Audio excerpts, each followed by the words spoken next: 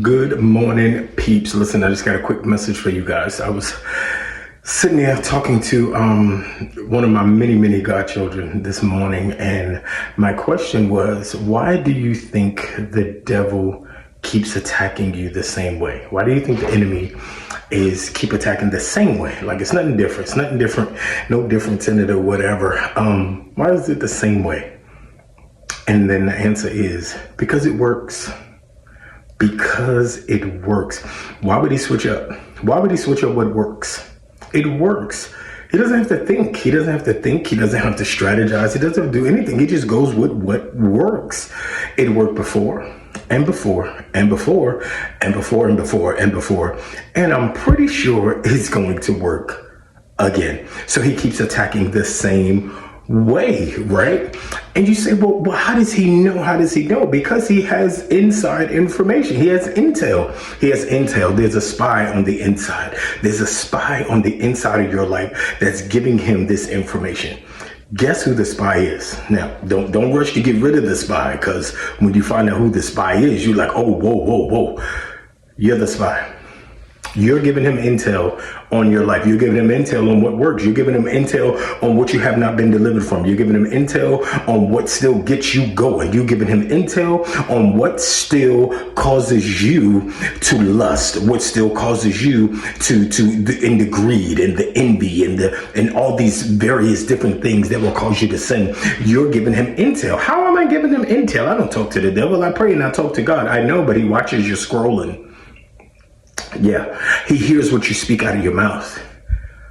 Yeah, he sees what you write down. He sees this. He sees what you watch. He sees what you listen to. He gets all of that intel from you.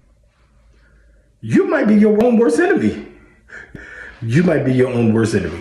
Whew, Jesus, help us, Lord. Help us to not be help us to do something about the enemy within. The enemy within. Imagine snitching on yourself. Imagine giving intel on yourself to the enemy. This is how you can take me out. This is how you can get me off my game. This is how you can distract me. This is how you can get me out of the presence of God. This is how right here. Imagine telling, we don't need a Delilah to go and tell. We told on ourselves. Samson told on himself. Delilah knew nothing. She knew nothing. She knew nothing. She knew nothing. That's why she kept asking. She knew nothing. She kept asking. And when he felt comfortable,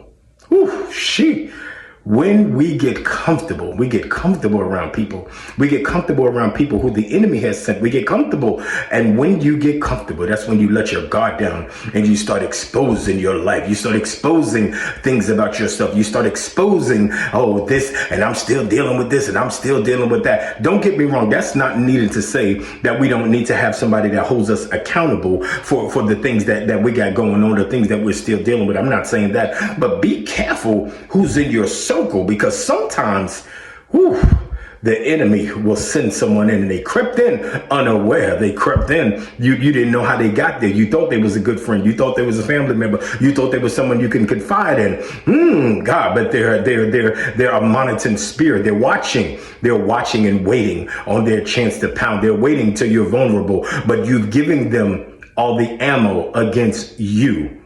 Samson told Delilah what it was that would take him out, told him where his strength lies, and then it was used against him to his ultimate demise.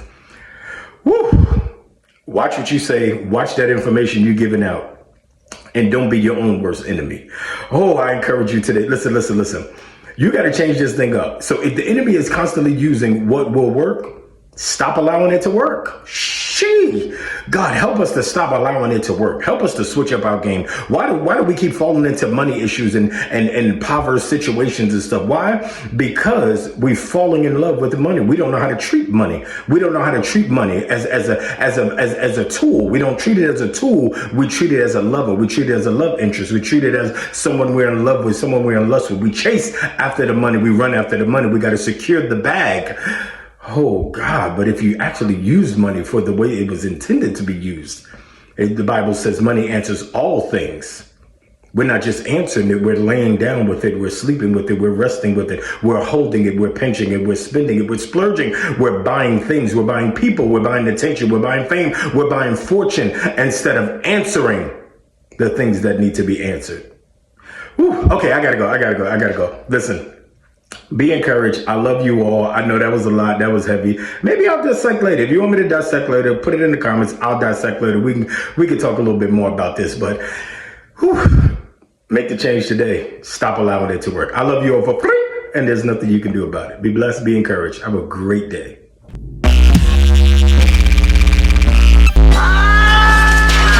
It's me, Mario!